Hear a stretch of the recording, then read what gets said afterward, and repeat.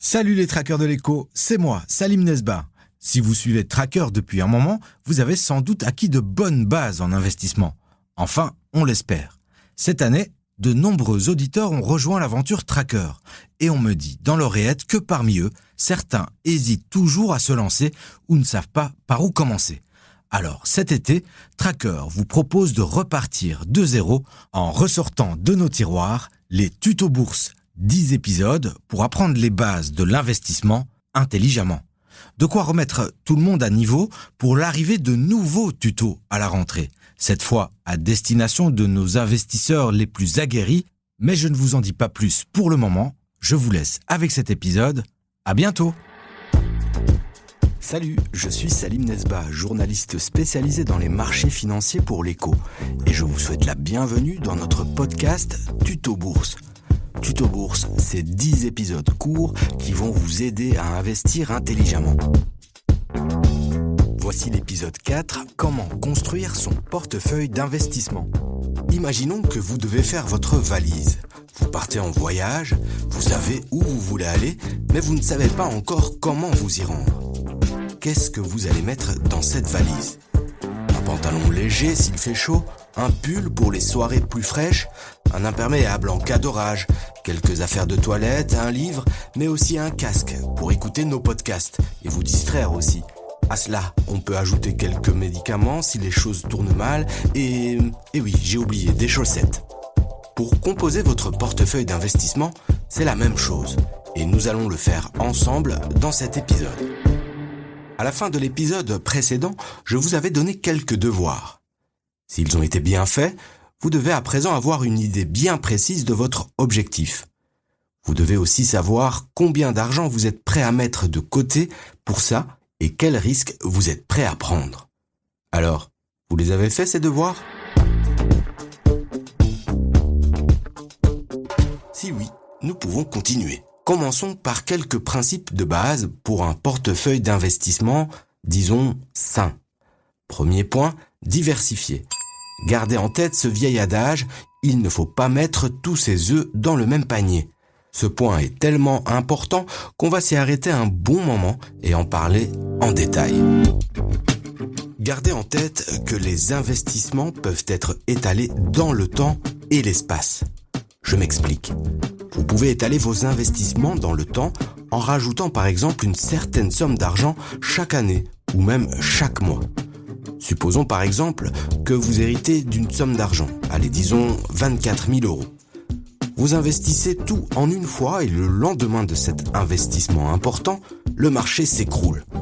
Aïe aïe aïe, c'est la panique. Maintenant, imaginons que vous aviez divisé ces 24 000 € en 12 investissements de 2 000 €, donc un dépôt pour chaque mois de l'année.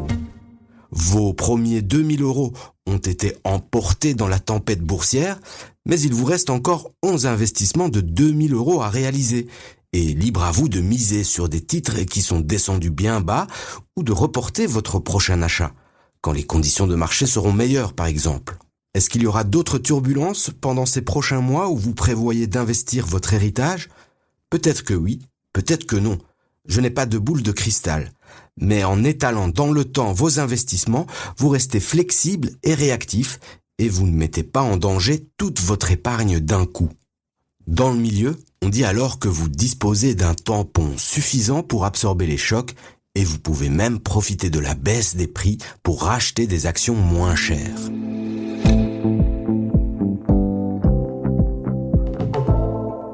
Allons demander à Kevin Jacobs, analyste pour la revue L'Investisseur, ce qu'il pense de la diversification de son portefeuille.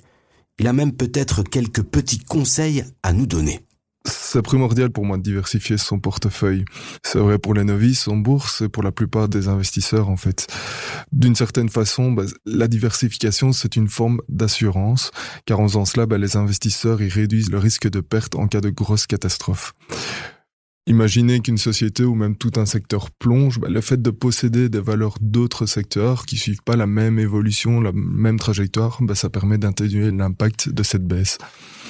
Évidemment, ça n'est pas une garantie non plus, car cette assurance diversification entre guillemets, ça permet de traverser un peu plus facilement les périodes de troubles et d'en sortir progressivement. Ça n'est pas non plus une recette miracle. Maintenant, il faut aussi bien comprendre quelque chose au niveau de la diversification. C'est pas parce que vous achetez plusieurs sociétés différentes que votre portefeuille est automatiquement diversifié. Il faut prendre de nombreux critères en compte, comme notamment sélectionner des actions qui évoluent dans des secteurs différents, des actions qui sont aussi réparties dans des zones géographiques différentes.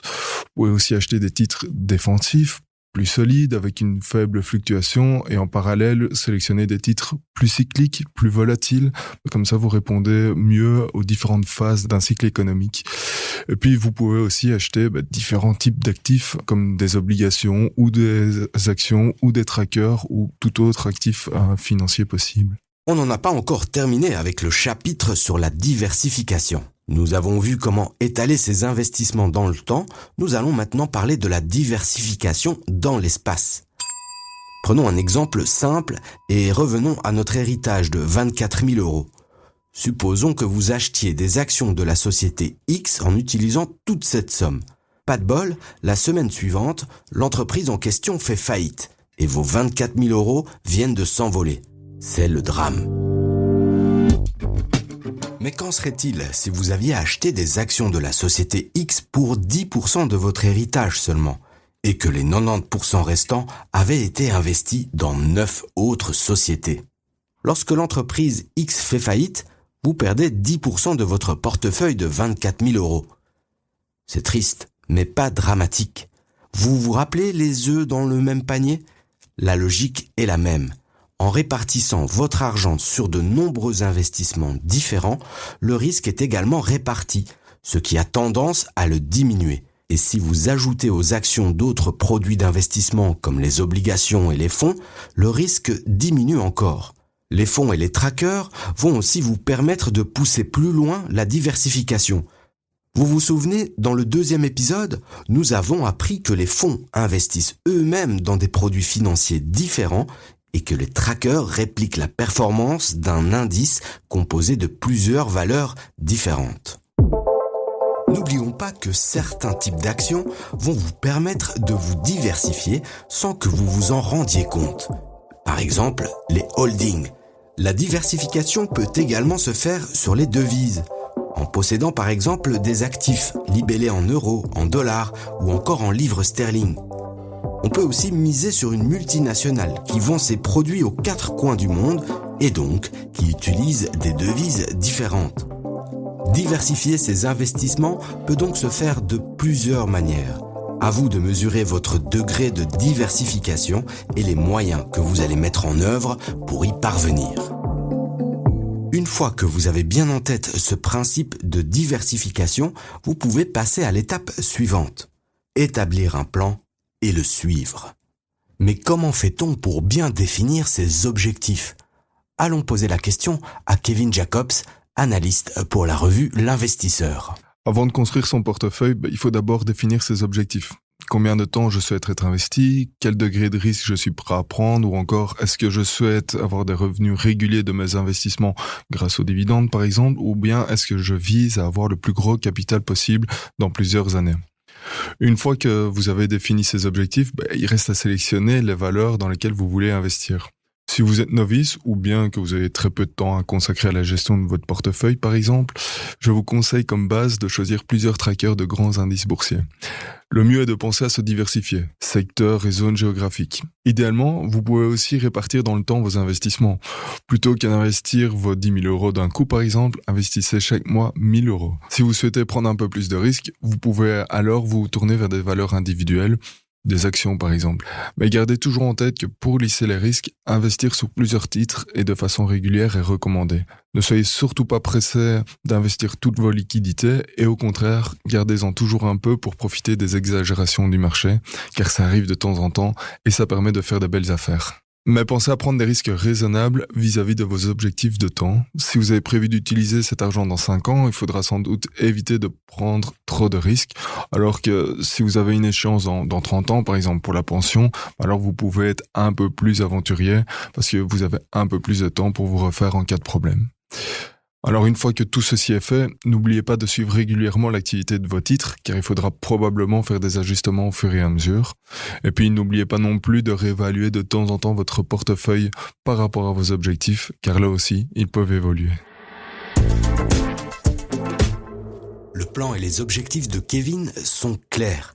Il n'oublie d'ailleurs pas que les marchés peuvent se retourner à tout moment et donc il se garde une belle marge de sécurité. À vous de faire pareil, déterminer où vous voulez aller et comment vous comptez vous y rendre. Vos besoins ne sont pas nécessairement ceux de Kevin. Peut-être voulez-vous vendre votre portefeuille d'investissement dans 15 ans pour rénover votre maison ou pour investir dans votre propre entreprise. Chaque objectif nécessite une approche particulière et il y a pratiquement autant de manières de faire que d'investisseurs sur le marché. Nous sommes presque à mi-chemin de notre série de 10 podcasts, les tutos bourse de l'Écho. J'espère que vous avez déjà appris pas mal de choses.